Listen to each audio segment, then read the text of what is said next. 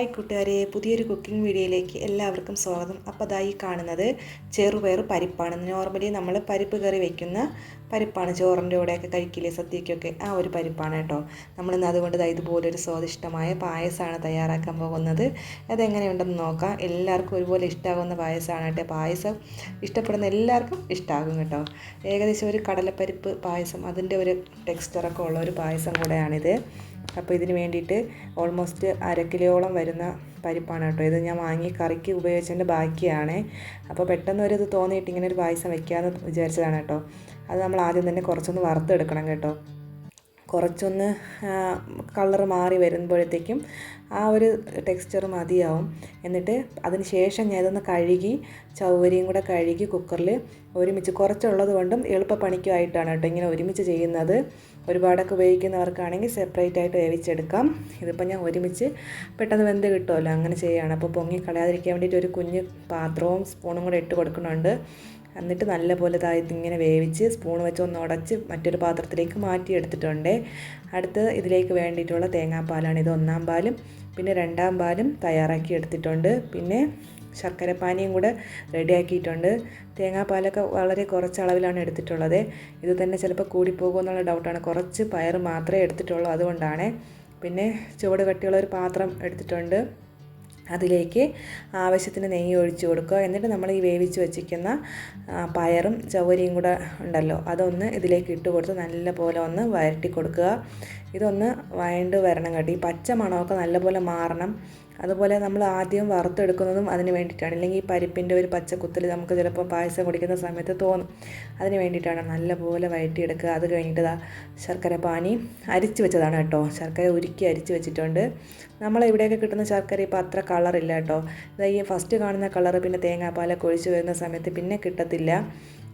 ചിലയിടത്ത് കുറച്ചുകൂടെ നല്ല ഡാർക്ക് കളറുള്ള ശർക്കര കിട്ടും. അതൊക്കെ ആകുമ്പം പായസത്തിന് കുറച്ചുകൂടെ നല്ല കളറൊക്കെ കാണും കേട്ടോ.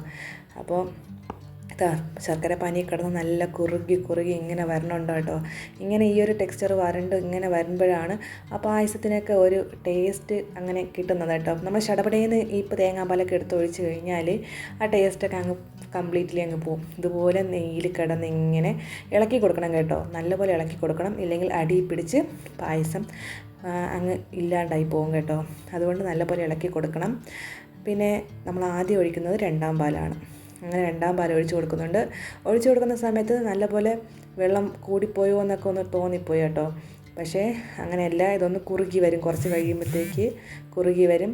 പിന്നെ ഇവിടെ ചിലർക്ക് പായസം കുറച്ച് ലൂസായിട്ട് ഇങ്ങനെ വെള്ളം പോലെ ഇരിക്കുന്നത് ഇഷ്ടമാണ്. പക്ഷേ എനിക്ക് ഏതായാലും കുഴപ്പമില്ല, എനിക്ക് ഇത്തിരി തിക്കായാലും കുഴപ്പമില്ല. പിന്നെ പിറ്റേന്ന് ഫ്രിഡ്ജിൽ വെച്ചിട്ട് കഴിക്കാൻ അത് പ്രത്യേക ഒരു ടേസ്റ്റാണല്ലേ പായസം. എനിക്ക് കൂടുതൽ അതാണ് ഇഷ്ടം. പിന്നെ തണുത്ത് കുടിക്കാനാണ് കേട്ടോ ഇഷ്ടം. ഒന്നെങ്കിൽ രാത്രി തണുത്തതിന് ശേഷം, അല്ലെങ്കിൽ പിറ്റേന്ന് ഫ്രിഡ്ജിൽ വെച്ചിട്ട്. അപ്പോഴത്തേക്കും പായസം കുറച്ചുകൂടെ ഒന്ന് കുറുകി വന്നിട്ടുണ്ട് തേങ്ങാപ്പാലിൽ. അങ്ങനെ ഇതും ഒന്ന് തിളപ്പിച്ചെടുക്കണം കേട്ടോ. കുറച്ചുകൂടെ ഒന്ന് കുറുകി നമ്മളിങ്ങനെ ഇളക്കി കൊടുത്തുകൊണ്ടിരിക്കണം. അപ്പോഴത്തേക്ക് നമ്മൾ 2-ാം പാലും കൂടെ അതിൽ കുറച്ച് എടുത്ത് വെച്ചിട്ടുള്ളൂ കേട്ടോ, അതും കൂടെ ചേർത്ത് കൊടുക്കുന്നു. എന്നിട്ട് അതും കൂടെ ഒന്ന് നല്ലപോലെ ഒന്ന് ഇളക്കി കൊടുക്കുക, ജസ്റ്റ് ഒന്ന് തിളയ്ക്കുന്നവരേക്കും. അങ്ങനെ അതും കൂടെ അങ്ങ് മിക്സാക്കി ഇങ്ങനെ ഈ ഒരു ലൂസ് പരുവല്ല, ലാസ്റ്റ് ആകുമ്പോഴത്തേക്കും കുറച്ചുകൂടെ കട്ടിയായിട്ടുണ്ട്. പിന്നെ വൈകിട്ട് തണുത്തപ്പോഴത്തേക്കും പായസം നല്ലപോലെ കട്ടിയായിട്ടുണ്ട്. പിന്നെ പായസം റെഡിയായി. ഇതിൻ്റെ ഇടയ്ക്ക് ഞാൻ കുറച്ച് ഏലക്ക പൊടിച്ച് ചേർത്തിട്ടുണ്ട് കേട്ടോ. അത് വീഡിയോ എടുക്കാൻ വിട്ടുപോയതാണ്. ഏലക്ക ഇല്ലെങ്കിൽ എന്ത് പായസമല്ലേ, മണവും രുചിയൊക്കെ കൊടുക്കണമെങ്കിൽ ഏലക്ക തന്നെ വേണം. പിന്നെ വീട്ടിൽ തേങ്ങ പൊട്ടിച്ചപ്പോൾ ഒരു ഉണക്ക തേങ്ങ ഉണ്ടായിരുന്നു കേട്ടോ.